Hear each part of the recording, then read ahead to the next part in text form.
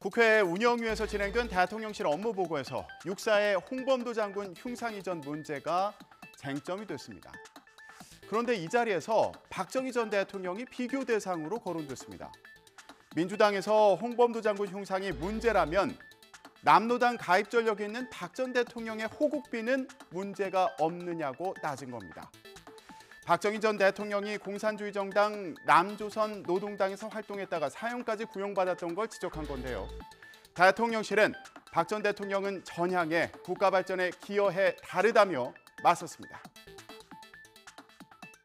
그럼 육사 캠퍼스에 있는 내 생명 조국을 위해 글씨가 새겨진 이 호국비는 박정희 전 대통령의 친필효로 만들었습니다. 그렇죠?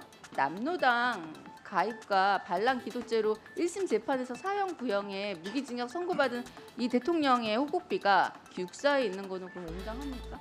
박정희 대통령하고 비교하는 건 좀 그렇죠. 아니, 왜냐하면 왜요? 박정희 대통령께서는 박정희 대통령과 나중에 홍범도 장군님이 아니 뭐가 나중에 이제 우리 다릅니까? 국군으로 오신 분하고 지금 그다음에 공산당의 이력이 소련 있기 때문에 육군 사관학교에 흉상을 치우겠다 하는 거 아닙니까? 박정희 대통령은 남로당 가입이 만약에 있었지 전향을 않습니까? 하시거나 그런 뭐가 사람들은 다르다는 거예요, 도대체? 전향을 하신 거하고는 다르죠. 끝까지 그렇게 가신 잣대가 분하고 이상합니다. 어떻게 그런 잣대가 나옵니까? 예, 예. 남로당 가입한 그런 박정희 전 대통령 친필 휘호 이거 어떻게 생각하십니까? 박정희 대통령이 공산당을 했던 거 맞습니다. 하지만 국가 발전을 위해서 20년 이상 노력을 했고 우리나라를 빈곤의 수렁 속에서 커다란 나라로 지금 경제 발전을 다 이루어내는데 가장 큰 공이 있으니까 이걸 종합적으로 판단하는 게 맞지 않겠습니까? 그 방침은 정해진 바가 없고 대통령실에서 정하지 않을 것입니다. 육사 생도의 사표가 될 수 있느냐가 기준입니다. 그렇게 해서 국방부 장관이 판단하는 것이 저는 옳겠다고 생각을 합니다.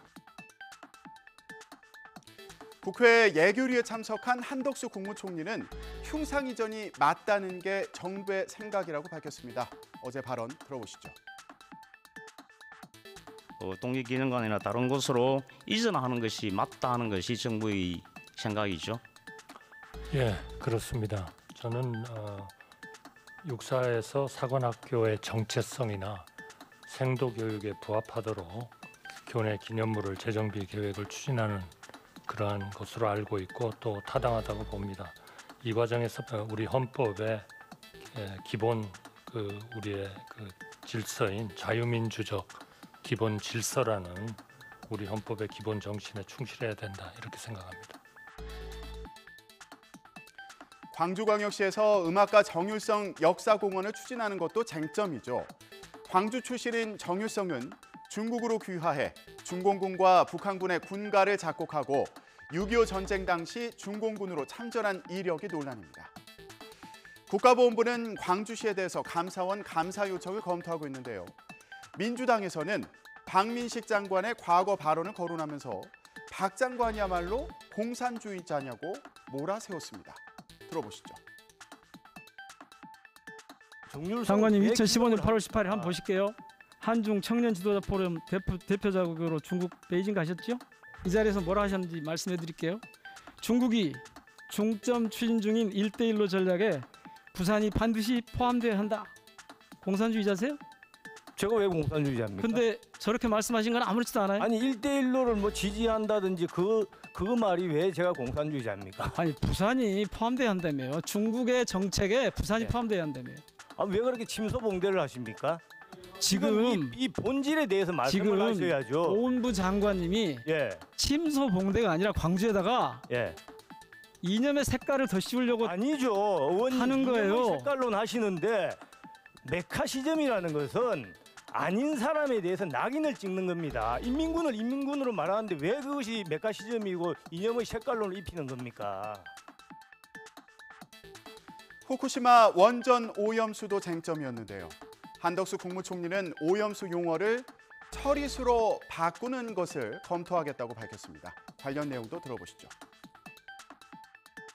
제가 현장에 나가보면 많은 어민들이 왜 문제가 없다면서 아직까지도 오염수라고 부르느냐. 오염수가 방류되는 것이 아니라 과학적 기준에 의해서 처리된 그 오염수가 방류되는 겁니다. IMF가 지원을 해가지고 그 외환 위기를 해결한 건데 지금도 이제 IMF 사태다 이렇게 부르는 뭐 그런 것과 좀 유사한 거 아니냐 그렇게 생각을 해서 정확히 얘기하면 과학적으로 처리된 오염수입니다. 그 문제를 정부로서 어떻게 할 것이냐는 좀 검토를 좀 해보겠습니다. 일부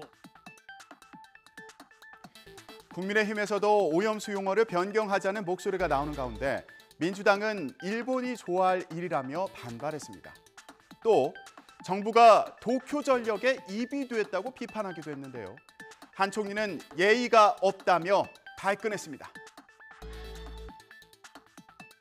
지금 이제 우리 정부는 도쿄전력의 입이 되어 버렸어요. 그러니까 어떻게 정부가 얘기하는데 일본 도쿄전력의 입이라고 얘기를 합니까? 입인지를 제가 말씀을 드릴 테니까 그걸 답을 듣고 말씀하세요, 총리. 예의가 없으신 거예요. 위원장님. 아니 어떻게 도대체 정부가 국민을 위해서 멈춰주세요. 얘기를 한다는데 도쿄전력의 아니 입이다? 질문도 하지 않았는데 들어보시고 답을 하시라는 거예요. 도쿄전력이 발표하는 거를 IEA가 받아가지고 그러니까요. 점검하고 우리도 예. 점검하고 있는 그런 데이터입니다. 시간이 가면 점검을 통해서 IEA나 대한민국이 제대로 판단을 하겠죠. 예결위에서는 물가 상승 문제도 중요하게 다뤄졌는데요. 그런데 택시 요금을 묻는 민주당 의원의 질문에 한 총리가 내놓은 답변이 논란이 되고 있습니다.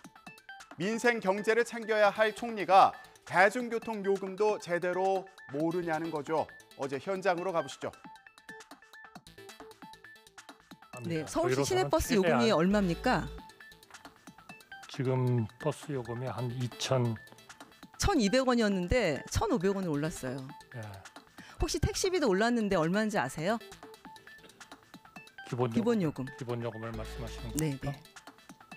글쎄요, 한 1,000원쯤 되지 않았나요? 3,800원에서 4,800원은 올랐습니다. 우리 총리님이 이게 되게 중요한 물가 인상 요인이고 우리 국민들께서 힘들어하시는 부분인데 이번에 인상되는 것에 대해서 제가 좀 보고를 많이 듣고 고민을 한 것이 돼서 제가 좀 착각을 한 것 같습니다. 국회 국토교통위원회에서는 최근 원희룡 장관이 보수 성향 포럼에 참석해서 했던 이 발언이 논란이 됐습니다. 들어보시죠. 이제 몇 달 앞으로 다가와 있는 국가적인 또 한 번의 재편, 이때 우리가 다른 거 모두 제껴놓고 모두가 힘을 합해서 정권 교체의 한 단계 전진, 한 단계 정권 교체의 강화, 이것을 이루어내야 된다고 생각합니다. 민주당은 원 장관이 정치 중립 의무를 위반했다면서 비판했는데요. 원 장관은 고 노무현 전 대통령 사례로 응수했다가 민주당의 반발에 샀습니다. 노 전 대통령이 2004년 총선에서 열린우리당을 지지해달라는 발언으로 탄핵 소추됐다가 헌재에서 기각된 걸 언급한 건데요. 들어보시죠. 한 세미나에서 모든 힘을 다 바쳐서 민주당을 국민들이 심판할 수 있도록 강력한 방안을 제시하겠다. 정권 교체를 이뤄내야 된다고 발언까지 했습니다. 유세장에 나온 정치인의 모습 그 자체였습니다. 최인호 간사가 발언한 내용에 대해서 사과를 하시겠습니까? 동의하지 않습니다. 저보다 훨씬 세고 직접적으로 선거 압승을 호소했던 전 노무현 대통령에 대한 탄핵이 헌법재판소에서 기각된 바가 있습니다. 이것으로 대답을 가름하겠습니다. 우리 장관님께서 지금 대통령과 비교하신 거예요? 사례를 얘기합니다. 헌법을 얘기하셨기 때문에. 네. 그 사례는 맞지 않고요. 지금